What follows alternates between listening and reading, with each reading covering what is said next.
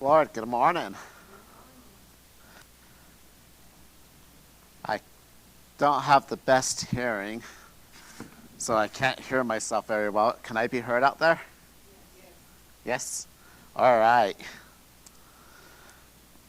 Today, we're going to be speaking about Abraham and Sarah, but more profoundly, we're going to be speaking on their journey together. We're going to talk about their journey, but the profound part, it's going to end out with death. And just like every life that has a journey, every husband, wife will face death at the end of their journey. The Bible tells us that every man is destined to die one death. Talking about death, I was kind of sharing with my wife and Joanne this morning. It kind of just popped into my head. I remember watching on YouTube the last words of inmates before they were executed. And one of the inmates, his last name was French.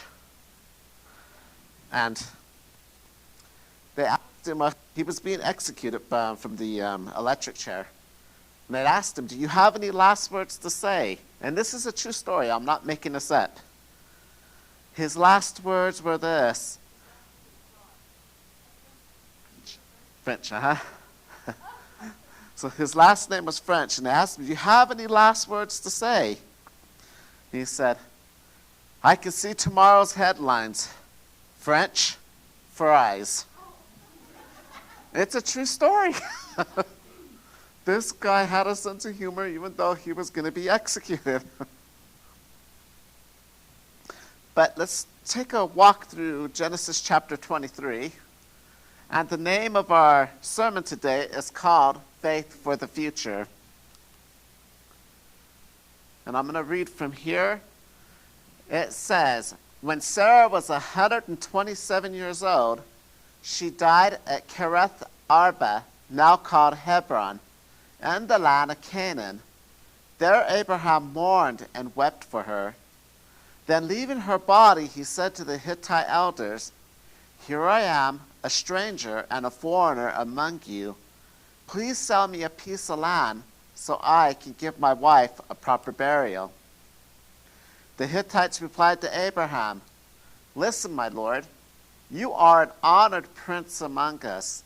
Choose the finest of our tombs and bury her there. No one here will refuse to help you in this way.' Then Abraham bowed low before the Hittites and said, 'Since you are willing to help me in this way, be so kind as to ask Ephron, son of Zohar, to let me buy his cave at Machpelah, down at the end of the field. I will pay the full price in the presence of the witnesses, so I will have a permanent burial place for my family.' Ephron was sitting there among the others, and he answered Abraham as the others listened, speaking publicly before all the Hittite elders of the town. 'No, my lord,' he said to Abraham, 'please listen to me. I will give you the field and the cave. Here in the presence of my people, I give it to you. Go and bury your dead.'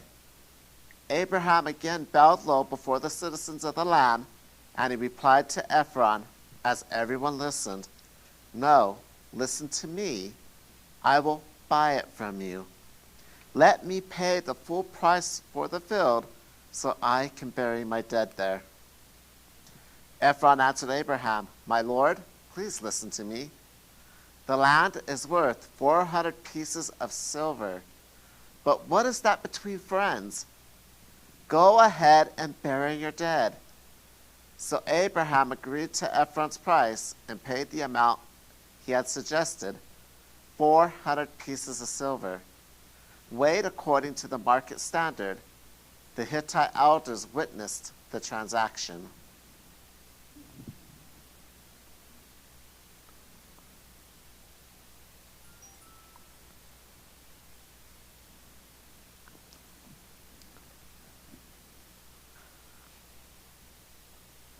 It's kind of funny. I was listening to Pastor Pat when he said, can I say no when Lori asked him to speak? All of us as men, we know the answer to that. Any wise man will never say no to his wife. You see, according to the Guinness World Record website, Herbert Fisher and Zalma Fisher from the U.S. hold the record for the longest marriage ever. The couple got married in 1924. They lived together for 86 years and 290 days until Herbert Fisher died in February of 2011. Their marriage survived the Great Depression, during which Herbert earned a nickel a day. Has anyone ever heard those stories about the Great Depression? My dad lived during this time. And you tell me that his dad would work for 1 gallon of milk, 2 pounds of bean, and a loaf of bread, and a gallon of milk. His dad would work for that for 1 month's wages. He'd go out in the fields, tend horses, feed the livestock, make sure that everything was fed. That was the job he did. My dad told me, he goes, no one has a clue what it's like. Then gas was rationed. Only like 2 gallons a month per each family. That's not much. But this family made it through the Great Depression. And it says their marriage survived the Great Depression again, during which Herbert earned a nickel a day. They raised 5 children through the World War II on ration supplies. They witnessed the Korean War, the Vietnam War, the passing of 15 presidents, and the invention of countless modern wonders.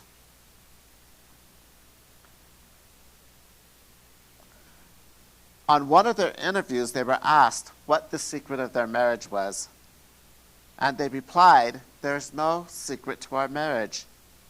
We just did what was needed for each other and our family. We reminded each other that our marriage is not a contest, to never keep score. God has put the two of us together on the same team to win." I remember when me and Joanne were looking at this. Joanne comes over to me, she starts crying. "Oh, hon, this has really touched me." It is a touching story. And it is good to hear, because marriage is not about comparing each other or what the other can do or what I can do better. It is about being on the same team. You see, we're going to look at Abraham and Sarah together, and this is what we're going to look at first. That's what Joanne was pointing at. Their journey of faith together. You see, Abraham was 75 years old, and Sarah was 65 when they learned to depend entirely upon God for his protection and his provision. They had been married about 50 years before their journey of faith had began. We rarely make trips without knowing where we are going. We always need to know where we are, where we're starting from, and where we're heading to. You see, I remember when me and Joanne went on a trip out to Virginia for a friend's wedding. GPS was the greatest invention to us. We got to the airport, we rented a car that had Apple Play in it, plugged my phone into it, and typed in the addresses of where we were going. We got to our hotel safely. We got there within 30 minutes from the airport. It was an amazing invention for us. You see, I remember when we went to Joanne's friend's mom's home. We used the GPS to get there too. It was about a 45-minute drive out towards the mountains. If you've ever been to Virginia, Virginia is beautiful. On each side of the roads, there's about maybe 120-foot, 200-foot tall pine trees. Beautiful, covering the whole road. And me and Joanne were just in awe seeing everything like that together. But when we look at Abraham and Sarah and how they set out for their destination, that had not yet been revealed to them by God, This man and this wife traveled strictly by faith. They left their comfort zone and followed God and depended on his care. And they depended on his protection and his provision. Hebrews chapter 11, verses 8 through 9. It was by faith that Abraham obeyed when God called him to leave his home and to go to another land that God would give him as his inheritance. He went without knowing where he was going, and even when he reached the land God promised him, he lived there by faith. For he was like a foreigner living in tents. You see, Abraham was a great man of faith, but he was not perfect. Nonetheless, when we take a look back in his life, he put his wife Sarah in danger twice. Genesis chapter 12 and Genesis chapter 20, when he lied about their relationship, and he told Pharaoh in chapter 12 and Abimelech in chapter 20 that she was a sister. But the great thing about this was that God intervened and he rescued Sarah. Sarah had her flaws and her weaknesses too. And we learned this when she suggested to help God, when she suggested to help God's plan by giving her maidservant Hagar to her husband Abraham to bear a son. Finally, in Genesis chapter 21, verses 1 and 2, the Lord kept his word and did for Sarah exactly what he had promised. Sarah herself became pregnant, and she gave birth to a son for Abraham in his old age. Hebrews 11:11 says, by faith Sarah herself also received strength to conceive seed, and she bore a child when she was past the age, because she judged him faithful who had promised. Abraham and Sarah loved and adored their son a lot. We learned that Abraham made a great feast on the same day that Isaac was weaned. You see, I like this quote from Chuck Swindoll when he said, most of us, when we receive a wonderful gift from God, because of our fallen nature, we tend to rely upon God's gift for our happiness and forget to trust the giver. Looking at Abraham's love for Isaac, did his love for Isaac surpass his faith in God? You see, God put Abraham through a few number of tests. And the final test that God puts Abraham through is this. You see, God brought Abraham to a time and a place of immense sacrifice, when God asked him to sacrifice Isaac as a burnt offering. You see, the Bible did not tell us about Abraham and Sarah's conversation about God's confusing command or order to Abraham. But it is very clear that Abraham, without objection or hesitation, obeyed the Lord. And because of this, Abraham passed the test laid before him, and it was definitely a shared victory. It was a shared victory between him and his wife. I don't know if Sarah knew it was going to happen with Isaac. In my own mind, I think probably she didn't. Because if Abraham was to tell Sarah, oh, hey, me and Isaac are going to go out, and Isaac is the sacrifice. See you later, babe. He never would have left that tent. Or better yet, he would have ended up Sarah's sacrifice.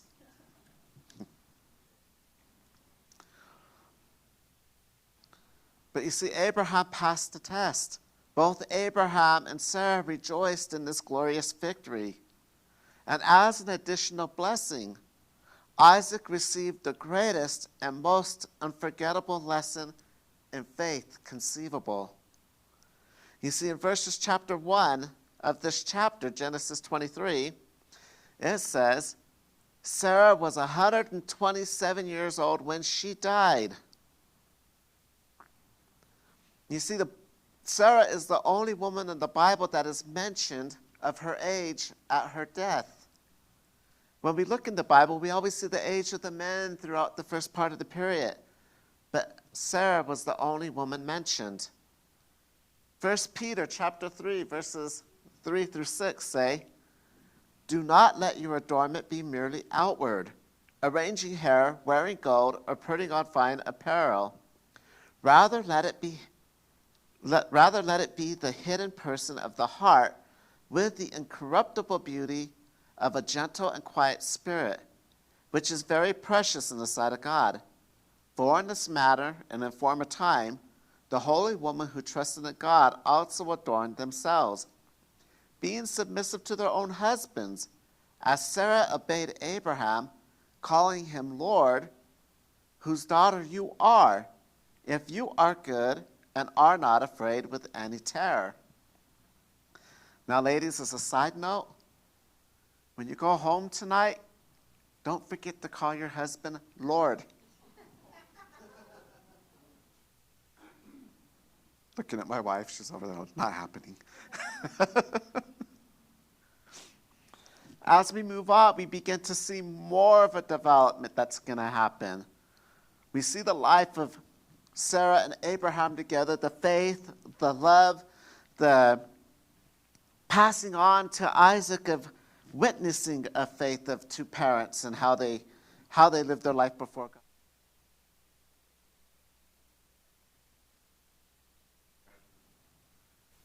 You see, during their adventurous journey of faith together, Abraham and Sarah had accumulated an enormous wealth. But still, Abraham is still considered to be a nomad.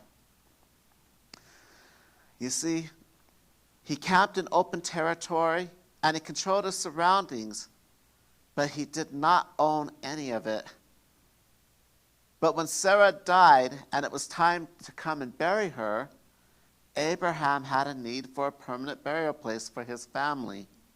We see that in Genesis 23:9.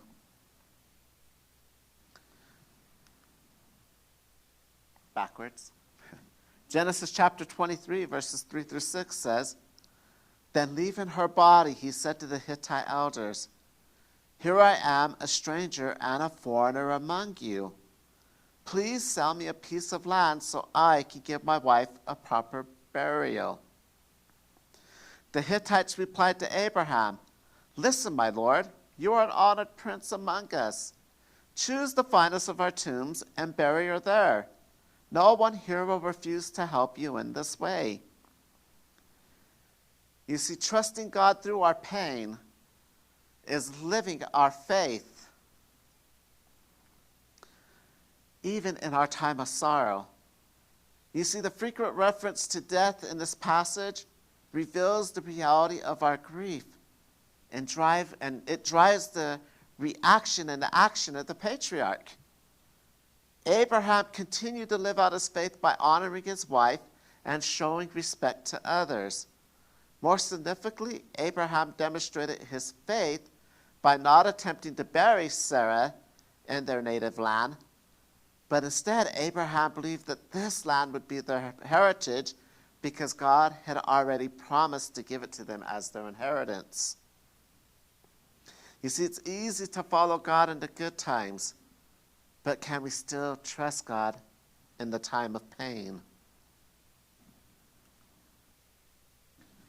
Genesis 23, verses 12 through 13, and then you'll see 20 coming later. Abraham again bowed low before the citizens of the land, and he replied to Ephron as everyone listened, "No, listen to me. I will buy it from you. Let me pay the full price for the field so I can bury my dead there." We see this whole conversation going on between them. They're telling him, "No, Lord, you are a prince among us. Take whatever you want. Take any tomb and bury your wife there." "Oh, no, you can have my land. You can have the cave. Go bury your dead. I will pay the full price for it." If it was really going to be given to him, why did Ephron suggest a price? Well, the land is worth 400 pieces of silver. Do you know how much 400 pieces of silver is? When you look it up, it says that 400 pieces of silver was 10.5 pounds of silver measured. 10.5 pounds. Abraham probably paid 4 to 5 times more than what the land was worth. You see, Abraham trusted in God's provision rather than to manipulate wealth at the expense of others who are showing him respect. It seems like they're showing him respect, but in Hittite custom, it was customarily if they gave you something that you gave something back as a gift. You see, like David did not want to offer God anything that cost him nothing, Abraham did not want to acquire possession of the promised land by manipulating others on the account of his grief. Genesis 23:20. So the field and the cave were transferred from the Hittites to Abraham for use as a permanent burial place. Abraham hoped and he trusted in God's promise. Abraham had to learn to believe in God's promises even before he had seen the fulfillments of them. He believed that God would give him and his offspring the land even before he had a child. Now he claimed that God would give him and his descendants the land even before he possessed it. Abraham also secured enough land for his family by purchasing a significant piece of property that would be significant for future generations. Abraham demonstrated his faith that God would allow future generations to dwell in this land. You see, he bought that land not just to bury his dead. Abraham bought the land knowing that God was going to give that land to them as their inheritance. You see, in Romans 15:4 and Romans 15:13 tells us the chapter and the story of Abraham that it should be an encouragement to us. Romans 15:13 says, did I skip? There we go. Romans 15:4 says, such things were written in the scripture long ago to teach us, and the scriptures give us hope and encouragement as we wait patiently for God's promises to be fulfilled. Now, when you read about Abraham, when you hear about Abraham becoming the father of many nations, I don't see Abraham questioning God. Abraham knows that God is going to deliver. The only time you ever see them do anything kind of questionable is when Sarah offered Hagar to Abraham to bear children through. But other than that, Abraham believed. Romans 15:13. May the God of hope fill you with all joy and peace as you trust in him, so that you may overflow with hope by the power of the Holy Spirit. You see, there's something I see with Abraham and Sarah. Abraham and Sarah had an amazing legacy. They had a legacy to leave. Even after Sarah's death, Abraham and Sarah's marriage left an important legacy to Isaac and to us. We have seen their faith of the unseen God. We have learned how they walked by faith. We saw how Abraham obeyed God without hesitating or having any objection. And we have seen how their mutual spiritual growth flourished in their marriage. Their faith was a shared journey as well as their victories and their blessings. You see, I would love to say that me and Joanne have learned a lot in our marriage for 5 years. No, we have a lot to learn. We have been learning how to love and how to respect each other. We have disagreements. But when we look back at a legacy like this, it shows me and Joanne where we need to be, where we need to go. Matthew chapter 6 and 21, 20 and 21 says, "But lay up for yourselves treasures in heaven, where neither moth nor rust destroy, and thieves do not break in and steal. For where your treasure is, there your heart will also be." You see, God used the union of Abraham and Sarah to display and model their faith to their son Isaac. You see, Isaac had exemplary role models. Isaac got to see what God was doing in his mom and dad. Isaac got to see God's power and God's hand moving through the sacrifice when Abraham was about to sacrifice him. Isaac saw God's hand moving, and he saw it moving through the faith of his mom and his dad. Psalm 112, verses 1 through 3 says, "Praise the Lord. How joyful are those who fear the Lord and delight in obeying his commands. Their children will be successful everywhere. An entire generation of godly people will be blessed. They themselves will be wealthy, and their good deeds will last forever." That's part of becoming old. We see things that ain't there. You see, Isaac was a witness to his father's test from God. Isaac knew his mother's response to God when they finally received God's promise. He learned from his parents what it meant to love and to trust the one and true God. He learned from them how to obey and how to serve God without hesitation. Isaac's parents' faith prepared him on his walk with God through their example. Psalm 28, 1 through 4. "Blessed are all who fear the Lord, who walk in obedience to him. You will eat the fruit of your labor. Blessings and prosperity will be yours. Your wife will be like a fruitful vine within your house. Your children will be like an olive shoot around your table. Yes, this will be the blessing for the man who fears the Lord." I gotta say, maybe my wife doesn't hear me say this, but my wife is a fruitful vine in my home. I love my wife, and there's times she'll ask me, "Do you really love me?" I love you with all my heart. You have no clue how much I love you. And I want you to know that, whether I show it or not, I do.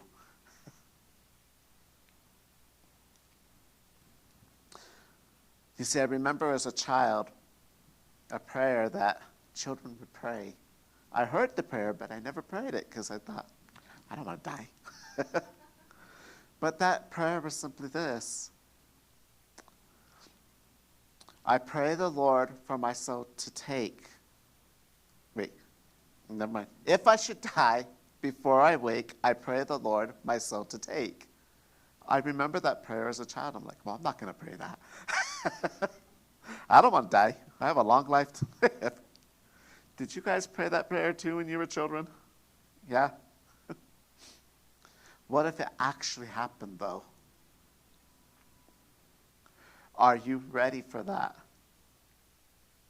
You see, me and Joanne like listening to Skip Hertzig. He's a pastor from Calvary Chapel.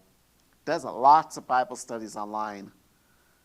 And he tells a story about a photograph of a tombstone. And this is what the tombstone says. It says, "Pause, strangers, as you pass me by. As you are now, so was once I. As I am now, so will you be. So prepare for death and follow me." That is a profound statement. Listen to that again. "Pause, strangers, as you pass me by. As you are now, so once was I. As I am now, so will you be. So prepare for death and follow me." This is what made it great. Somebody passing by that tombstone made a sign and put it next to the tombstone And this is what it said: to follow you, I'm not content until I know which way you went. I can relate to that. I don't want to follow you unless I know you went to heaven. Because if you went to that other place, I don't want to be there. You see, more than living or more than having numerous things or numerous children, God desires for us to bring our children up with a genuine relationship in Him. And I believe that this is one of God's purposes for creating and forming and founding a marriage, so that husbands and wives together will nurture their children to have a healthy faith, a healthy relationship with God, by setting their own walk as an example to their children. You see, parents, let your unshakable faith be the legacy that you leave for your children. In conclusion, make your journey be a journey of faith. Trust God with your pain and leave a godly legacy for your children.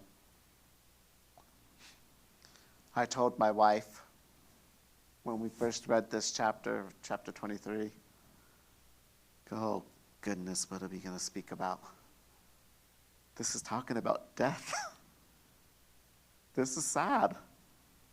How do we relate anything into this? Thank God for the positivity of a wife. Oh, we'll find something. God is faithful and just to us as His children. But when we allow God to move in the time of our pain, it helps us to grow. I know that a lot of us have lost loved ones, and it's hard to let go. But the thing to remember, what legacy did they leave behind, or what legacy will I leave behind?